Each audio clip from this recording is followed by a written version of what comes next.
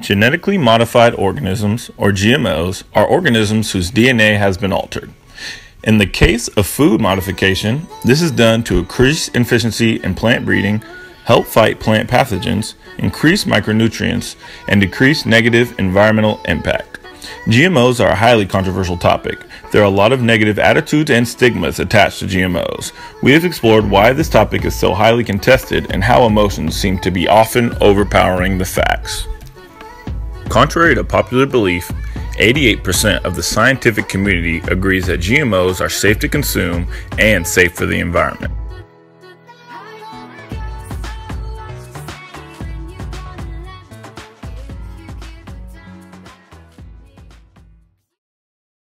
"88%. That's a higher percentage than those of the scientific community that agree that global warming is attributed to human influence. Conversely, only 37% of Americans surveyed believe that GMOs can be safe and healthy.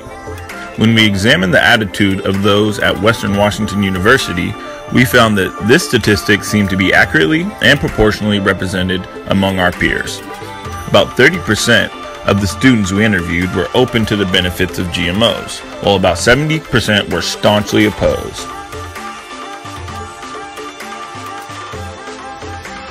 Anti-GMO rhetoric asserts that GMOs are hazardous, unnatural, dangerous, and contaminated. However, after exploring some of the 2,000 studies conducted over the last 30 years, we found these claims are unfounded and based in fear, not fact. Very non-GMO. Bad. No. Okay, interesting. Associate GMOs, I think of like bad cruelty toward animals. People who are more in depth on the subjects probably stay away from them, obviously. GMOs. Like bad food you shouldn't eat. Okay. Like it's so unnatural. And if you're eating stuff that could potentially give you cancer, I feel like people should know that. Universities across the world are incredibly diverse and are home to many different cultures and social genres, and Western Washington University is no different. It is generally understood that one attends a university to further their education. In addition to fostering education, universities are progressive institutions. Why are such a large proportion of educated and open-minded individuals resistant to scientific evidence that conflicts with their belief? There have been more than 2,000 studies about GMOs conducted over the last 30 years, but despite the massive amount of information, there is still a strong backlash. Scientific evidence has refuted the fear-mongering claims of cancer, lack of biodiversity, and allergy concerns, among many others. The Vikings Commons Dining Hall within the university's campus is illustrative of not only a health, but also environmentally conscious campus. The school's motto, "Active Minds, Changing Lives," implies that it promotes an open, active mind, ready to learn and change the world for the better. By most accounts, that's what we seem to do. We are a highly acclaimed and celebrated university for our efforts towards sustainability. We are progressing towards equality with gender-neutral restrooms, and we generally employ a spirit of open-mindedness. It is the school that has ranked first in the nation among medium-sized colleges for the amount of Peace Corps volunteers it produces for 3 years in a row. This indicates a strong desire of the school and its students to change the world for the better.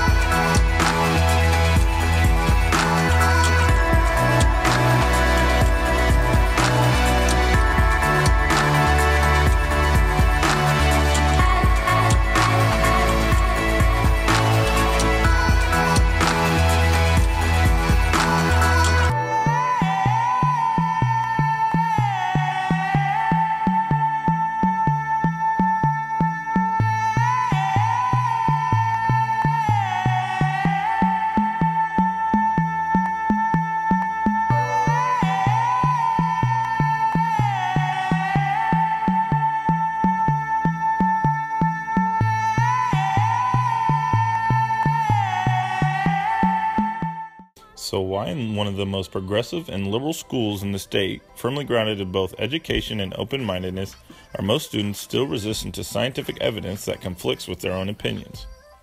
One reason, Joe Keohane explains, might be cognitive dissonance. He asserts that oftentimes individuals who are educated are even more certain they are correct and cling to their preconceived ideas even harder when presented with conflicting information. He claims that it's never been easier for people to be wrong while being sure they are right.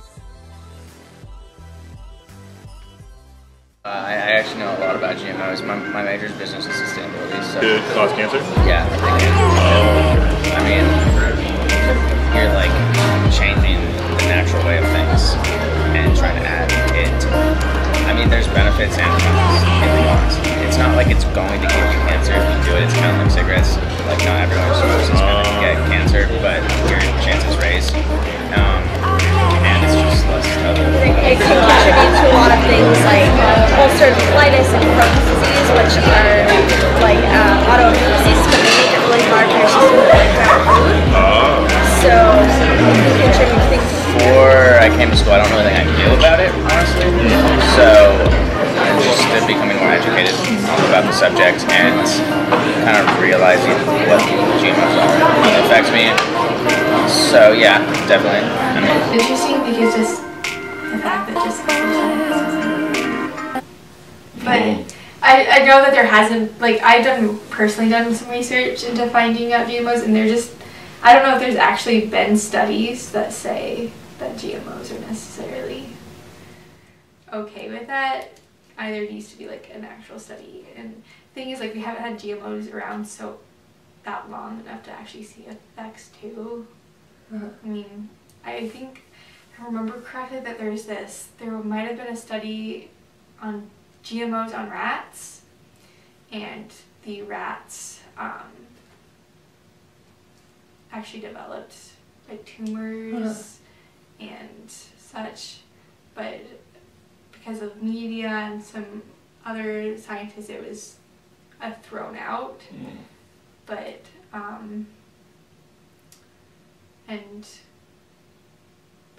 I don't think other than that there hasn't been like a really good.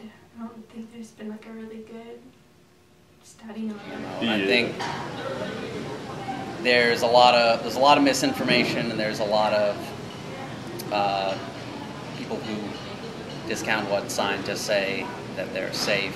People who have masters and PhDs in that topic. Yeah. Another reason students at WW may be majority anti-GMO is because they are students at WW. In Lynn Staley's chapter, Place, she explores and expands the complex meanings and implications of place. She claims that people's identities are shaped by location within webs of cultural, social, economic, and political relationships. Most importantly, she describes place as an active agent.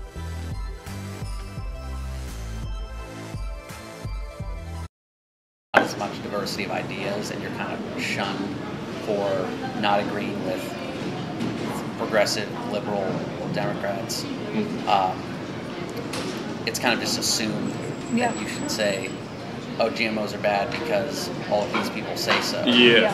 Like GMOs, but it's like influence, like how like You have to agree with this, or else you're not with us. yeah. I feel like people would generally like vegan. Yeah. There's like coverage of protests about things about GMOs, and I remember I used to work at a grocery store, and we would occasionally get people protesting like certain things. It does kind of have like a negative connotation just because you hear about like or you see it on boxes like no GMOs, like it's a positive thing. yeah, definitely. So we talked about it in Bio 101. I think like this campus is like very green and friendly, like community friendly. So I feel like if you're mindful of it, then you know that it's a thing. But like if you don't even know what a GMO is, you don't care, I guess. But I think being on like Western campus, like people like raise those awarenesses more, so you're more aware of that. Like And that we compost a lot. Like there's all those signs that explain, landfill here and compost here and what to put in each of those things. I think that Western is pretty aware of how to protect the environment and what's best for the environment. So I would say that they probably try and use non-GMO foods, like especially here they have that sign out there where it says where all the local foods come from, and that's a huge list, which I think is really important because those probably don't use GMO. We are the future leaders of the world. Doctors, politicians, even just simply voters. We make a difference. Hunger is a real issue, just like racism or sexism or homophobia or anything else we choose to give our attention to. We must continue to pride ourselves in being activists for each other, fighting for each other, but we also are responsible for fighting for those who don't have a voice as well. We're responsible for modifying our conversation.